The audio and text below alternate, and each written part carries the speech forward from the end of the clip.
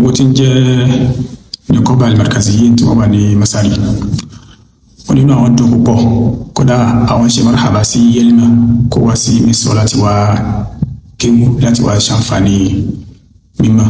Gbogbo ìgbà yájá ká pàdé ní live stream àwọn mikalawo rẹ̀ ìwúlé yóò ní ìṣẹ̀lẹ̀. So àti wá mọ ọgbọ́n èyí tó wà níbi tó wà lábẹ́ ìpè ẹlẹ́kọ wá sáà sí àyè tó pé mo request tẹ́lẹ̀ pé kí n wá sí Nàìjíríà ká pàdé l'Abuja. Mo yọ sí kọjá pé Yelima ń bẹ̀rù pé wọ́n tẹ̀lé lòun ká máa gbé ẹ̀sẹ̀ ní tí ó gbé ọ náà ẹ̀ kò security wa.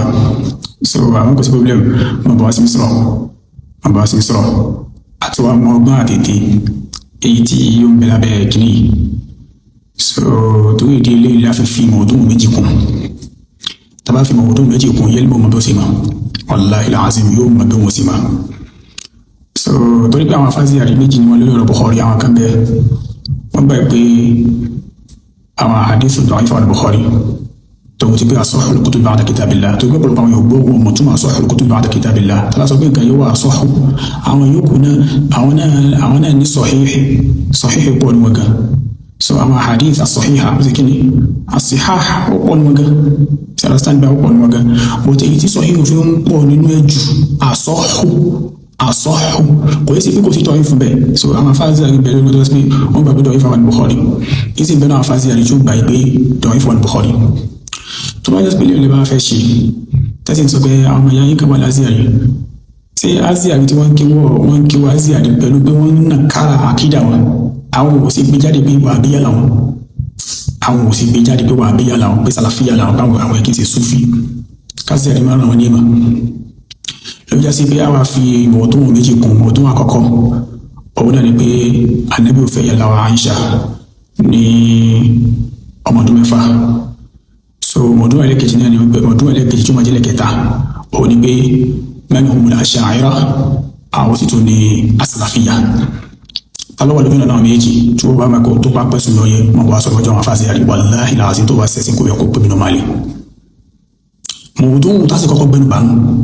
Tó bá yẹ kó lọ́wọ́ kọ́kọ́ sọ̀rọ̀ ní o, èyí máa kọ́kọ́ sọ̀rọ̀ ní o, mọ̀ tó ń ta ọkọ̀ mú. So kọ èyí mú ẹgbẹ́ kan. Kí n tó wá lè accept debate yìí, torí èmi tí mo lè jáde, tá a mú ọjọ́ tí mo lè jáde sí láìfù bẹ̀rẹ̀ yá pé ẹ wá àwọn náà wọ́n sọ́dọ̀ tí kò lè mọ̀ pé kò sí bóyá ẹ̀rù kankan ló ṣe kí ni ló ń bà mí. Ọlọ́run sì yọ wallahi al-azim. Ọgbà ilé àdúgbò ìṣẹ̀ṣẹ̀ rí ọtọ́ ẹsẹ̀ ń béèrè kí ni mo dúró mọ́ká sí sọ nípa Aisha.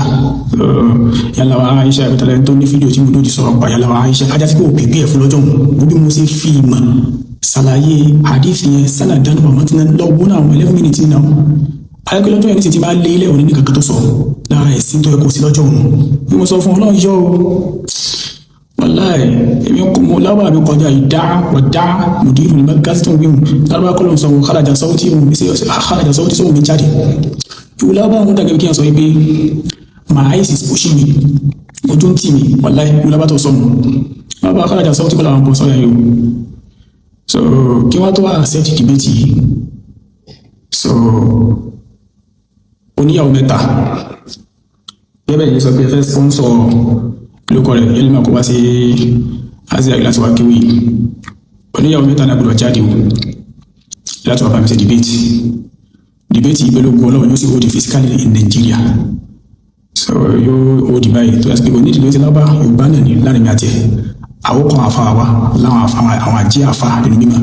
ẹ̀yìn náà kó gba àwọn àfa yìí wá lẹ́yìn àti èmi àti ẹ̀bẹ̀ tíjọ́ fa tán àwọn afọwọ́sẹ̀ àwọn àfa tí ó ti tààlík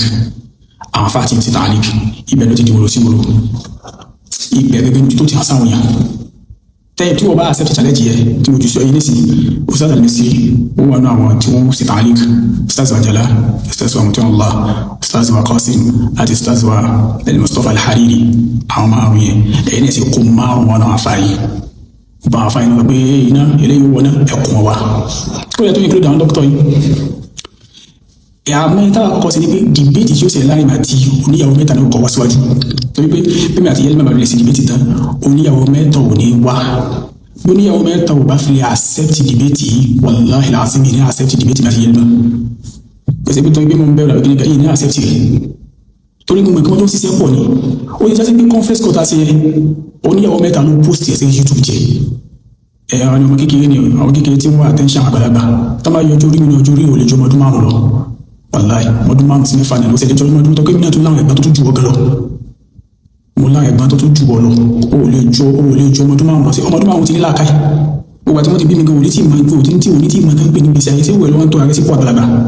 ó tó bí mi bí ẹ̀gbọ́n ló jẹ́ sí mi tó bá mọ̀ pé òun ṣe dáwà lójú náà tó lọ́hùn tí wò rẹ̀ fi lọ gbé bọ́ọ̀lù jáde fún bàbá Mudu Markazi wọ́n accept challenge yìí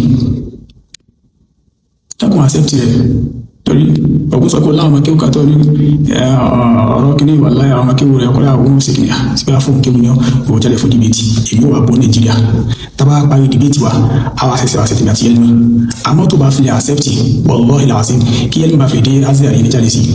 àti pé gan kò ní ìdíkẹ̀sẹ̀ mọ́ sọ wípé sí mo accept kí Yelima wá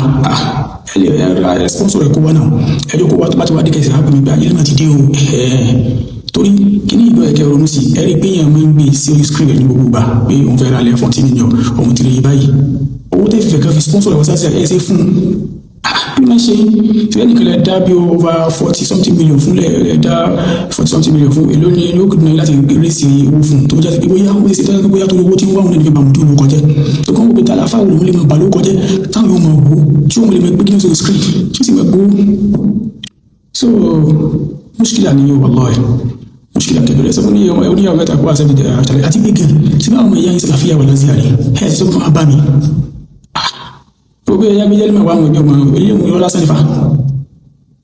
Yelima tí ó farabalẹ̀ kí ó tẹ́ tó dámọ̀ra yìí